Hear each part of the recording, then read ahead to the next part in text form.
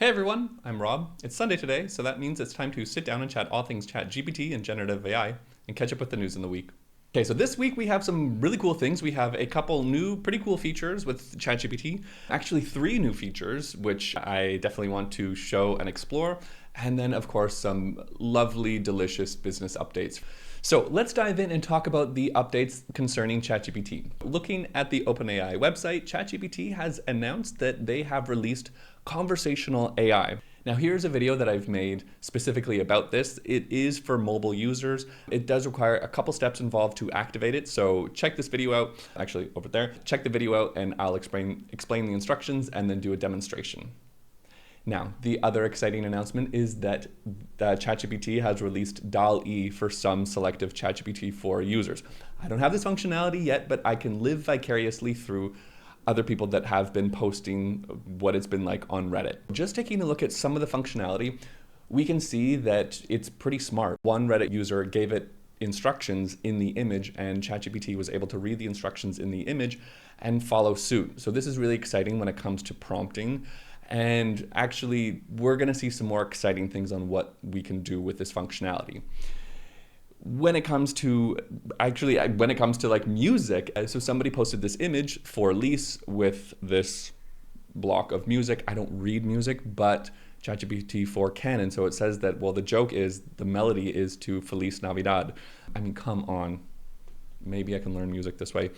Now, the thing that I wanted to get to is one user posted that they gave ChatGPT a screenshot of a software as a solution dashboard, and they literally wrote in this prompt, hey, can you take a look at this dashboard, and I want to design it for some of the devs on my team. Can you spit out some code? And then, spoiler alert, it was able to produce code of the type of dashboard that this user was looking for. So already the functionality, I think, is major, super neat, and yeah, I think this is going to unlock more of kind of that low code that we've been talking about on the channel.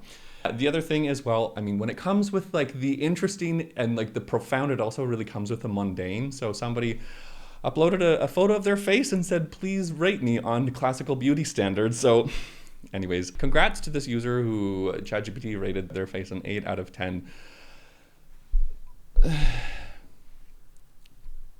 Anyways, who am I to judge?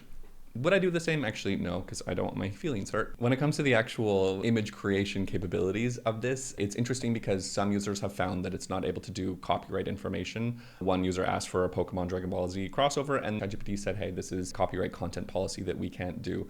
Now, it has been interesting just browsing the ChatGPT subreddit because this week it is like all Dall-e creation. So if you're browsing Reddit, you'll see jump scare that people have been making with the Dall-e functionality. It has been interesting because it seems like some people are able to skirt this copyright. For example, a Harry Potter reference here. That's what's going on with Dall-e. This is really cute. Okay. And fashion forward, dang. Anyways, that's the exciting Dall-e feature and the image reading functionality within ChatGPT. Now, the third functionality that I finally got access to was the open browsing with Bing functionality in ChatGPT. So I was finally given access to that. And so I could ask the really big questions. For example, should I watch the new Exorcist movie that just came out this week? And basically what this functionality does is scan the internet in real time. It does take a bit. I think this prompt alone took 5 minutes for the output. And then you can see that, it basically pulls up reviews from the new movie and whatnot. So I think this is a lot more exciting if you use this functionality, not based on like, should I watch a scary movie or not, but just integrating real-time news updates from companies, stock, etc. And I should mention, if you're a ChatGPT 4 user and you want to enable this functionality, all you have to do is click on this hamburger menu, then go to settings. And once you're in your settings, you can click on beta features and go ahead and toggle on browse with Bing. And then you'll see it when you do ChatGPT 4, it will be here. Now, if you watched my video on how to toggle the conversational AI feature within ChatGPT, you'll see that I talk a little bit about like the use cases for it. And I find it incredibly interesting that the OpenAI head of safety actually had a really positive experience with the conversational mode, saying that, they were actually using this functionality to talk about stress, work-life balance. And interestingly, she reported that she felt heard and warm. Never tried therapy before, but this is probably it. So, oh my gosh, I feel like this is huge. Yeah, I mean, for the price of a ChatGPT Plus subscription, you get included therapy. Actually, no kidding, because this functionality is already baked into ChatGPT 3.5 for all free users. So anywho, I'm also curious from like a privacy perspective what they're doing with the voice. So I'm not going to use it a lot heavily yet until I know all the full privacy implications from this. But yeah, it's maybe good to know. So first, let's jump into the exciting world of content creation and the content creation business. For those of you that use YouTube, like myself, there is a new app called YouTube Create, which allows people to have, edit videos, add effects, etc. And it's using generative AI for some of the features like Premiere Pro has, which is removing background noise, cleaning up audio, etc. If you're a content creator within a company, for example, within like internal communications, this might be something that could be interesting for you to make better quality videos for your firm. Yeah, check it out. I'm happy with Premiere Pro, but maybe I'll give it a look. Now, speaking of other social media platforms and giants, Meta is unveiling and rolling out generative AI tools for all advertisers. And right now they have selected around 3,000 advertisers to use tools to generate content. So generating text, prose, backgrounds, etc. Now, to switch over to some leadership news, I read an interesting article that said that, according to KPMG, that 72% of CEOs consider generative AI as a top investment priority. I find this really interesting and fascinating because I'm also working on writing an article right now that deals with resistance among the workforce and how to tackle resistance, because it feels like there's such a huge shift and almost like juxtaposition where like CEOs really want to invest in this and think it's a very interesting and just something worth like going down, whereas the workforce is really reticent, and we see a lot of news about AI like taking jobs, making redundancies. So I'm not to like self-promote this article that I'm writing, but I find it just really interesting that there's going to be a huge disconnect with CEOs in the next year, the next 2 years already driving this forward, and the workforce being like, whoa, having a huge resistance to this. Now, to piggyback on this, I also read another interesting article that talked about how Australia's telecom industry is also gaining steam and using generative AI. And of course, you're thinking like, okay, it's probably the bread and butter, like a generative AI chatbot for customers, which, yes, you're right. The article talks about that. That's the number one use case. They also talk about internal processes, like using AI for transcription services, for customer voice calls, etc.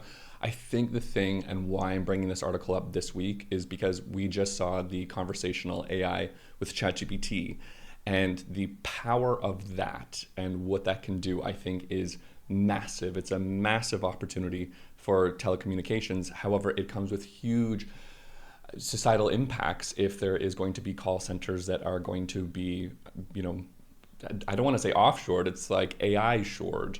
You know what I mean? And so I'm curious to kind of see where this leads. And that's why I bring it up today. Okay, now speaking of workforces and AI, let's talk about my former company, Accenture. Great company. Really enjoyed working there.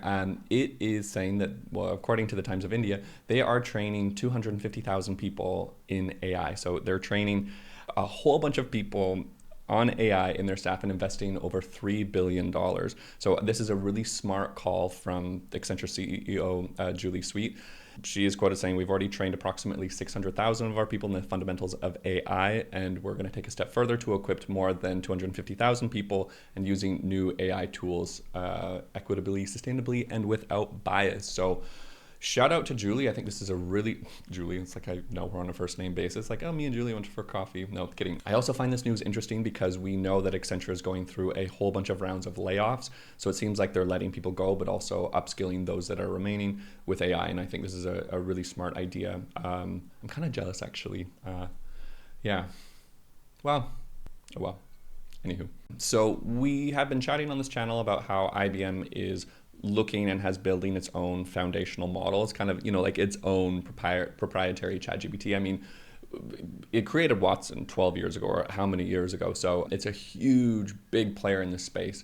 I think the really interesting thing about this news that comes from IBM's generative AI models is that they are taking on the inherent risk of their models when it comes to licensing them for enterprise use, which is huge. I mean, Yeah, I think when it comes to companies using generative AI, I think one of the biggest things that are in the back of minds of leaders when it comes to using this is the inherent risks from copyright, from legal risks, all that fun gnarly stuff. And lastly, the big news that I wasn't able to touch on last week was the expansion and the partnership between Amazon and Anthropic. So we've been chatting about Anthropic. They have the generative AI model called Claude or Claude 2, which is like a ChatGPT rival and competitor. Now, Amazon has invested $4 billion in Anthropic, and this is a really smart play because we know that Microsoft Bing has a partnership with OpenAI, and now we see Amazon using Anthropic and its services.